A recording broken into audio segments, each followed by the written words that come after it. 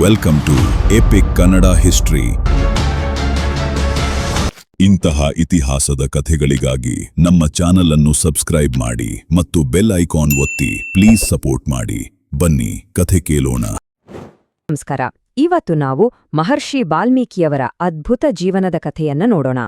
ಒಬ್ಬ ಸಾಮಾನ್ಯ ದರೋಡೆಕೋರ ಜಗತ್ತಿನ ಶ್ರೇಷ್ಠ ಮಹಾಕಾವ್ಯಗಳಲ್ಲಿ ಒಂದಾದ ರಾಮಾಯಣವನ್ನು ಬರೆದ ಆದಿಕವಿಯಾಗಿ ಬದಲಾದ ಕಥೆಯಿದು. ಈ ಪರಿವರ್ತನೆ ಹೇಗೆ ಸಾಧ್ಯವಾಯಿತು ಅಂತ ನೋಡೋಣ ಬನ್ನಿ. ನಮ್ಮ ಕಥೆ ಶುರುವಾಗೋದೇ ಈ ಒಂದು ಶಕ್ತಿಯುತ ಶ್ಲೋಕದಿಂದ.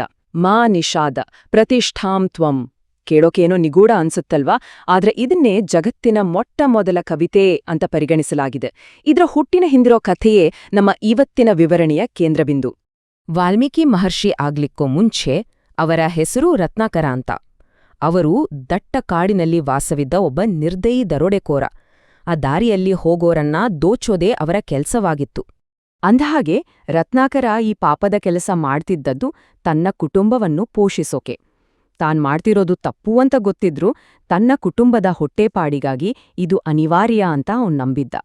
ಆದ್ರೆ ಒಂದಿನ ಅವನ ಜೀವನದ ದಿಕ್ಕನ್ನೇ ಪೂರ್ತಿಯಾಗಿ ಬದಲಾಯಿಸೋ ಒಂದು ಘಟನೆ ನಡೆಯುತ್ತೆ. ಒಂದು ದಿನ ಅದೇ ಕಾಡಿನ ದಾರಿಯಲ್ಲಿ ಜ್ಞಾನಿ ನಾರದ ಮುನಿಗಳು ಹೋಗ್ತಾ ಇರ್ತಾರೆ. ಆಗ ರತ್ನಾಕರ ಅವರನ್ನ ಅಡ್ಡಗಟ್ತಾನೆ. ಆದ್ರೆ ಆ ಭೇಟಿ ತನ್ನ ಇಡೀ ಬದುಕನ್ನೇ ಬದಲಾಯಿಸುತ್ತೆ ಅಂತ ಅವನಿಗೆ ಆ ಕ್ಷಣದಲ್ಲಿ ಗೊತ್ತೇ ಇರಲಿಲ್ಲ. ನಾರದರು ಅವನಿಗೆ ತುಂಬಾ ಸರಳವಾದ ಆದ್ರೆ ತುಂಬಾನೇ ಆಳವಾದ ಒಂದು ಪ್ರಶ್ನೆ ಕೇಳ್ತಾರೆ. ನೀನು ಯಾರಿಗೋಸ್ಕರ ಈ ಎಲ್ಲಾ ಪಾಪಗಳನ್ನ ಮಾಡ್ತಾ ಇದೀಯೋ ಆ ನಿನ್ನ ಕುಟುಂಬದವರು ನೀನು ಮಾಡಿದ ಪಾಪದ ಫಲದಲ್ಲಿ ಪಾಲುದಾರರಾಗ್ತಾರಾ?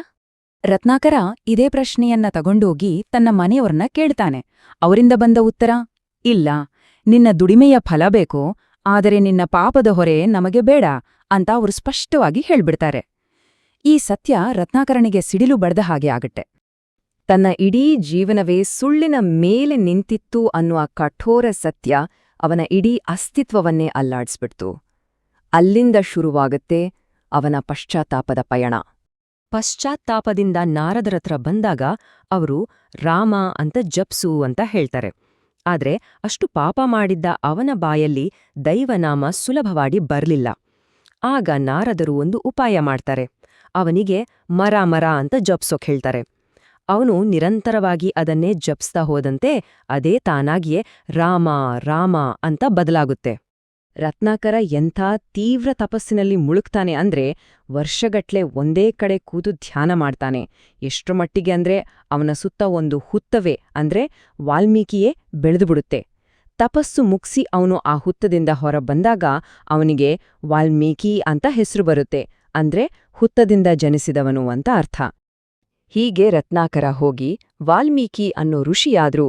ಆದ್ರೆ ಅವರು ಜಗತ್ತಿನ ಮೊದಲ ಕವಿ ಅಂದ್ರೆ ಆದಿಕವಿ ಆದ ಕಥೆ ಇದೆಯಲ್ಲ, ಅದು ಇನ್ನಷ್ಟು ಇಂಟ್ರೆಸ್ಟಿಂಗ್. ಒಂದು ದಿನ ವಾಲ್ಮೀಕಿಯವರು ನದಿಯ ದಡದಲ್ಲಿ ಪ್ರೀತಿಯಿಂದ ವಿಹರಿಸ್ತಾ ಇದ್ದ 2 ಕ್ರೌಂಚ ಪಕ್ಷಿಗಳನ್ನ ನೋಡ್ತಾ ಇದ್ರು. ನೋಡ್ತಿದ್ದ ಹಾಗೆ ಒಬ್ಬ ಬೇಟೆಗಾರನ ಬಾಣ ಬಂದು ಗಂಡು ಹಕ್ಕಿಗೆ ತಗಿಲಿ ಅದು ಅವರ ಕಣ್ಮುಂದೆಯೇ ಪ್ರಾಣ ಬಿಡುತ್ತೆ. ಆ ಘೋರ ದೃಶ್ಯದಿಂದ ವಾಲ್ಮೀಕಿಯವರ ಹೃದಯದಲ್ಲಿ ಎಂಥ ದುಃಖ ಉಕ್ಕುತ್ತೆ ಅಂದ್ರೆ ಅವರ ಬಾಯಿಂದ ಶಾಪದ ರೂಪದಲ್ಲಿ ಒಂದು ಶ್ಲೋಕ ತಾನಾಗೇ ಹೊರಬರುತ್ತೆ. ಹೌದು, ನಾವು ಈ ಕಥೆಯ ಆರಂಭದಲ್ಲಿ ಕೇಳಿದ್ವಲ್ಲ, ಅದೇ ಮಾನಿಷಾದ ಶ್ಲೋಕ. ಅದರರ್ಥ, ಓ ಬೇಟೆಗಾರನೇ, ಪ್ರೀತಿಯಲ್ಲಿದ್ದ ಈ ಪಕ್ಷಿಯನ್ನ ಕೊಂದ ಕಾರಣ ನೀನು ಎಂದಿಗೂ ಶಾಂತಿಯನ್ನ ಕಾಣಲಾರೆ ಅಂತ. ಇದು ಕೇವಲ ಒಂದು ಶಾಪವಾಗಿರ್ಲಿಲ್ಲ ನೋಡಿ.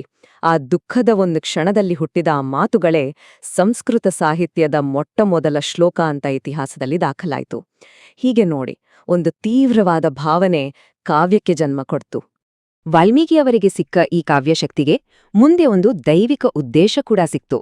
ಅದೇ ಜಗತ್ತಿನ ಶ್ರೇಷ್ಠ ಮಹಾಕಾವ್ಯಗಳಲ್ಲಿ ಒಂದಾದ ರಾಮಾಯಣದ ರಚನೆ. ಈ ರಾಮಾಯಣದಲ್ಲಿ ವಾಲ್ಮೀಕಿಯವರು ಶ್ರೀರಾಮ, ಸೀತಾದೇವಿ, ಹನುಮಂತ, ರಾವಣ ಹೀಗೆ ಎಲ್ಲರ ಜೀವನವನ್ನ ಅದ್ಭುತವಾಗಿ ಚಿತ್ರಿಸಿದ್ದಾರೆ. ಇದು ಕೇವಲ ಕಥೆ ಅಷ್ಟೇ ಅಲ್ಲ, ಇದು ಧರ್ಮ, ನೈತಿಕತೆ ಮತ್ತು ಒಂದು ಆದರ್ಶ ಜೀವನ ಹೇಗಿರಬೇಕು ಅನ್ನೋದಕ್ಕೆ ಒಂದು ಕೈಪಿಡಿ ಇದ್ದ ಹಾಗೆ. ವಾಲ್ಮೀಕಿಯವರ ಪಾತ್ರ ಇಲ್ಲಿಗೆ ಮುಗಿಯಲ್ಲ. ಮುಂದೆ ಅವರೇ ಸೀತಾಮಾತೆಗೆ ತಮ್ಮ ಆಶ್ರಮದಲ್ಲಿ ಆಶ್ರಯ ಕೊಡ್ತಾರೆ. ಅಲ್ಲೇ ಶ್ರೀರಾಮನ ಅವಳಿ ಮಕ್ಕಳಾದ ಲವ ಮತ್ತು ಕುಶರು ಹುಟ್ಟೋದು. ವಾಲ್ಮೀಕಿಯವರು ಅವರಿಗೆ ಗುರುವಾಗ್ತಾರೆ. ಅಷ್ಟೇ ಅಲ್ಲ, ತಾವೇ ಬರೆದ ರಾಮಾಯಣವನ್ನ ಅವರಿಬ್ಬರಿಗೂ ಹೇಳ್ಕೊಡ್ತಾರೆ. ಹಾಗಾದ್ರೆ ಮಹರ್ಷಿ ವಾಲ್ಮೀಕಿಯವರ ಈ ಇಡೀ ಜೀವನಗಾಥೆ ಅವರ ಕೃತಿಗಳು ಇವೆಲ್ಲ ನಮಗೆ ಕೊಡುವ ಶಾಶ್ವತ ಸಂದೇಶವಾದರೂ ಏನು? ವಾಲ್ಮೀಕಿಯವರ ಪರಂಪರೆಯನ್ನ ನಾವು ಹೀಗೆ ನೆನಪಿಸ್ಕೊಳ್ಬೋದು. ಅವರು ಆದಿಕವಿ, ಅಂದ್ರೆ ಜಗತ್ತಿನ ಮೊದಲ ಕವಿ. ಅವರು ರಾಮಾಯಣವನ್ನ ನಮಗೆ ಕೊಟ್ಟವರು. ಎಲ್ಲಕ್ಕಿಂತ ಮುಖ್ಯವಾಗಿ ಧರ್ಮ ಮತ್ತು ಸತ್ಯದ ದಾರಿಯಲ್ಲಿ ನಡೆಯೋದು ಹೇಗೆ ಅಂತ ತೋರಿಸಿದ ಮಹಾನ್ ಮಾರ್ಗದರ್ಶಕ. ಅವರ ಜೀವನವೇ ಒಂದು ದೊಡ್ಡ ಸಾಕ್ಷಿ ಅಲ್ವಾ? ಒಬ್ಬ ವ್ಯಕ್ತಿಯ ಗತಕಾಲ ಎಷ್ಟೇ ಕರಾಳವಾಗಿರ್ಲಿ, ಮನಸ್ಸು ಮಾಡಿದ್ರೆ ಯಾರಾದ್ರೂ ಸಂಪೂರ್ಣವಾಗಿ ಬದಲಾಗ್ಬೋದು ಅನ್ನೋದಕ್ಕೆ ಇದಕ್ಕಿಂತ ದೊಡ್ಡ ಉದಾಹರಣೆ ಬೇಕಿಲ್ಲ. ಬದಲಾವಣೆಯ ಒಂದು ಕ್ಷಣದಿಂದ ಒಂದು ಇಡೀ ಮಹಾಕಾವ್ಯವೇ ಹುಟ್ಟುದಾದ್ರೆ ಯೋಚ್ನೆ ಮಾಡಿ, ನಮ್ಮೆಲ್ಲರಲ್ಲೂ ಎಂಥ ಅಗಾಧವಾದ ಶಕ್ತಿ ಅಡಗಿರಬಹುದು.